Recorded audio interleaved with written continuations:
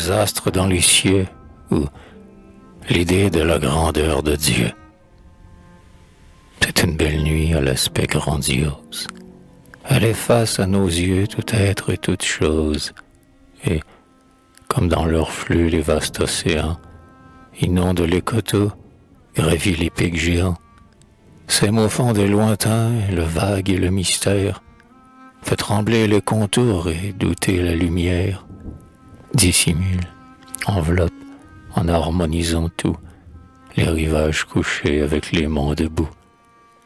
Son ombre déployée, ainsi qu'un large voile, se pare à chaque instant sous un regard d'étoile, et, ravivant les terres qui paraissent éternies, de soleils escortés, elle attend l'infini. C'est un spectacle auguste, imposant, formidable, que voir l'embrasement de l'incommensurable, abîme rayonnant sous le regard de Dieu, vaste temple d'azur sans bornes, sans milieu, aux dômes immensément déployés comme une aile, où la nuit accomplit sa marche solennelle, et penche le sommeil au bon comme au pervers, et fait taire la voix du superbe univers. Ah, la nuit Jéhovah fait briller sa puissance, et frappe plus les cieux de sa magnificence. Il me semble le voir, majestueusement, entr'ouvrir l'infini sous ses yeux flamboyants, faire un geste au soleil, ces rois de la lumière, dans son souffle vibrant comme un peu de poussière. Il leur dit, « Suivez-moi ». Puis le grand Jéhovah, radieux, disparaît et par les terres s'en va. Aussitôt à sa voix, pressée, plus innombrable que tous les embryons, les limons et les sables, que les fleuves, les mers, durant les siècles lourds, emportent dans leur lit en poursuivant leur cours. Les astres, les soleils et les sphères ardentes s'avancent dans l'espace en troupes éclatantes. Jéhovah dit toujours, montez, montez plus haut. Et les mondes, tremblant dans l'ombre du Très-Haut, vertigineusement dévorent l'étendue, et, d'abîme en abîme leur course éperdue, comme avides d'espace et de cieux plus profonds, ils enfoncent plus loin leurs brûlants escadrons, franchissent les confins de l'espace visible, gravissent ce que l'œil nomme l'imperceptible, et, toujours poursuivant l'ombre immense de Dieu, frappent de l'infini les arcades de feu, escaladent, ravit les grands degrés de l'être pour faire, en vieillissant, qu'un seul pas de leur maître. Monde, vous êtes grand devant les yeux de l'homme, qui semble auprès de vous qu'un misérable atome. Vous êtes cependant sous l'œil de l'Éternel, plus petit qu'un ciron près d'un faible mortel. Le Seigneur vous a dit, « Mes soleils et mes mondes, par le prolongement de ces plaines profondes, gravissez sous mes pas les beaux et vastes cieux, où j'ai mis l'infini pour éclipser aux yeux les abords embrasés de mes larges royaumes. Gravitez dans mon souffle ainsi que des atomes. » Dieu parla.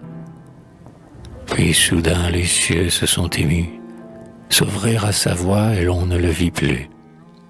Cependant l'Éternel, le Dieu 3 fois terrible, n'a commencé qu'un pas derrière l'invisible.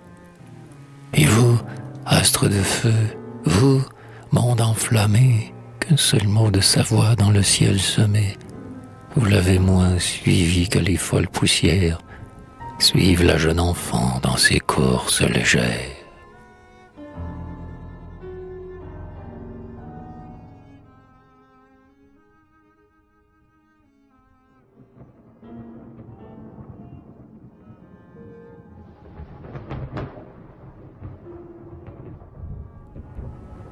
Le poète, à mon ami Germain Beaulieu.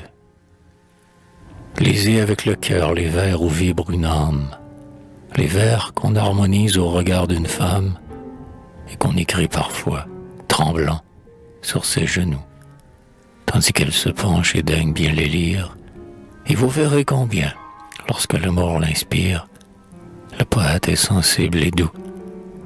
Lisez les vers sereins, croquis de la nature, où tout être a sa voix, ses beautés, son murmure, où ce qui naît sur terre et ce qui vole aux cieux ont répandu des pleurs ou laissé leur sourire.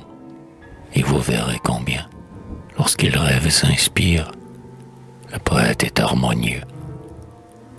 Lisez aussi les vers où la sainte espérance épanche un pur rayon pour calmer la souffrance des jeunes à l'aurore et des vieux au couchant, où la prière à Dieu porte une âme attendrie.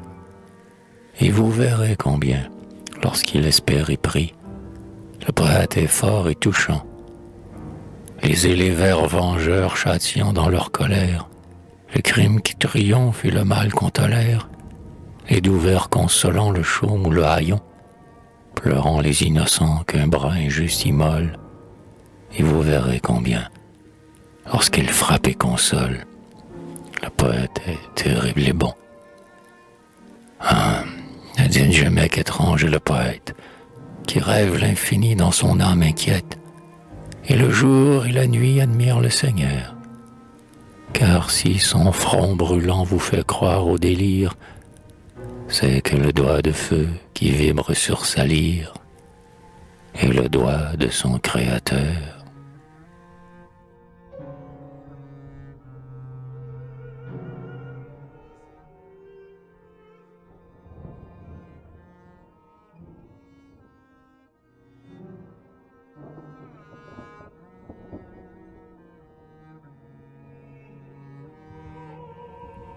Au ciel, Monsieur J.N. Ferland.